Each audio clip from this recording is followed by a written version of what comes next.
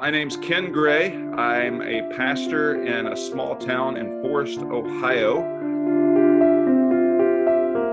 I have ulcerative colitis, and that is affected by what I eat and all of that, as well as I have a herniated disc in my back. I'm dating a lady, and she has a 8-year-old girl, and she wants me to come up and pick her up and hold her. And whenever I go to pick her up, I'll be like, I can't. And it just broke my heart that whenever I went to pick her up, that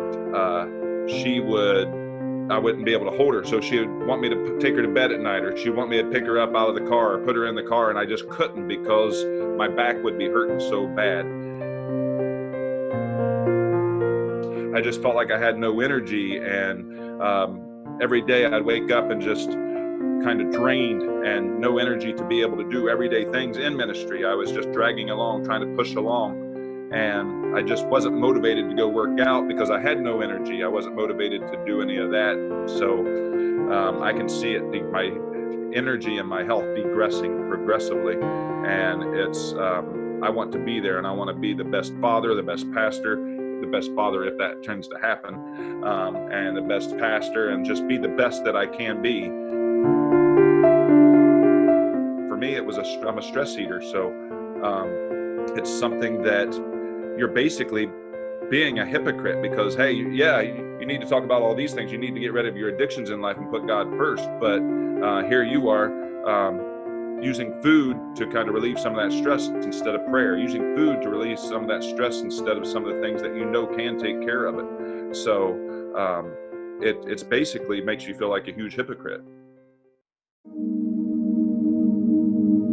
I thought I would have to work out 2-3 hours a day to try to get any results. Robert showed me some things that I could do for 20 minutes and just be able to do that, and was like, hey, I can do that. I can take 20 minutes and be able to go work out and get that done.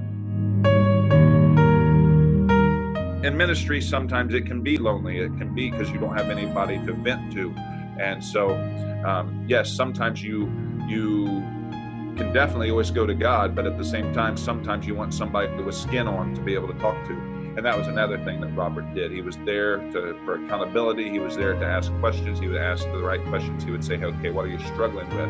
What are some things that you are struggling with physically? What are some things you're struggling with emotionally? What are some things you're struggling with spiritually? And he would be there to just try to answer those questions to where you wouldn't try to be a stress eater. You would, if you felt stressed or anything like that, you would essentially be working out. And you find out then that when you go and you do work out 20 minutes, 30 minutes a day, that you don't get stressed out as easy like you used to, and you don't have to go eat a package of hot dogs or a package of Oreos. So what he did, he started me out slow with just water, drinking the proper amount of water, and then also having the proper amount of proteins. And at first, quite honestly, eating that much protein was a little bit of a challenge, because every time I look at that, I'm like, man, I'm eating a lot of calories, because proteins, there's a lot of calories in that. But then he would start going from that, and I'd work my way up, and now it's become easy to get as much protein in a day that I'm supposed to, because I know the proper things to eat or drink and that sort of thing. And water makes a huge difference as well. Not only do I budget my time, but not only do I budget my money, but I budget my time, and I have more time to do things I enjoy. My girlfriend just moved up closer to me, and I was really worried, thinking, man, when am I going to have time to be able to do things? Well, I find myself having times in the evenings to be able to hang out, to be able to go for a walk with her daughter and just be able to do things that I enjoy, as opposed to always feeling like I have to be working and doing stuff for the church. It's kind of funny because I'm learning to say no, and so that way it's just people can see that it's freeing you up to be able to do things, and when you do get there and you do help them, you have a lot more energy to be able to help them and be able to focus. It helps your mind and your body to be able to focus more on their issues and be able to think more clearly about what you're telling them and being able to help them. See, I'm actually a recovering alcoholic, and I can see a lot of the similarities in the fact that instead of turning to alcohol, I used to turn to food. I mentioned the stress eating. But the church is okay a lot of times with people that eat too much as opposed to drinking too much, which a lot of times you don't see as many results, but at the same time you do. There's a lot of heavy people in churches. And so it just helps you to say, hey, any kind of addictions, I mean, including eating, including all of that. I mean,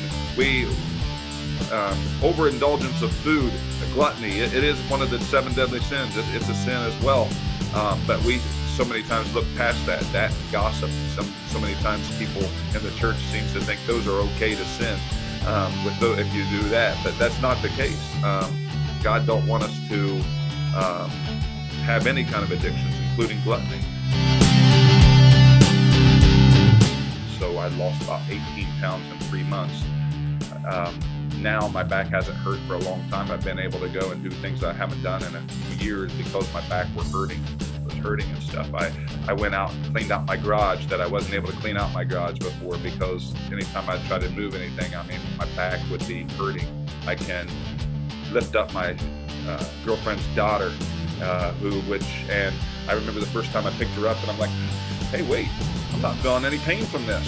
And it put a big smile on my face. And that sounds like it's silly, but it's just a great enjoyment to be able to say, hey, I can pick her up and not have to worry about my back. Now, again, I do have to be careful, but at the same time, it's just a joy to be able to pick up the little girl when she holds her hands up and say, hey, will you hold me? Or, hey, will you do this with me? Will you go out and play with me? And before you couldn't because your back was hurting too bad or something like that. Even the little things that you take for granted, like picking up a little girl or picking up a little child, that you can just be like, wow, this is awesome. People start seeing, wow, you're getting skinnier, and getting skinnier is the outward results of an inward fix. I'm skinnier now. I lost 18 pounds, but it's not because losing the weight is just something that they can see. That's the outward results. But the inward results is that I feel better. I feel healthier. I don't feel as guilty because here I am getting up and preaching about addictions and stuff, and then here I am eating a lot. We kind of just overlook that. And so, it's just people can see the results, but at the same time, that's just like with any other thing. When you first become a Christian, people see the difference, but actually they see the outward results of an inward change.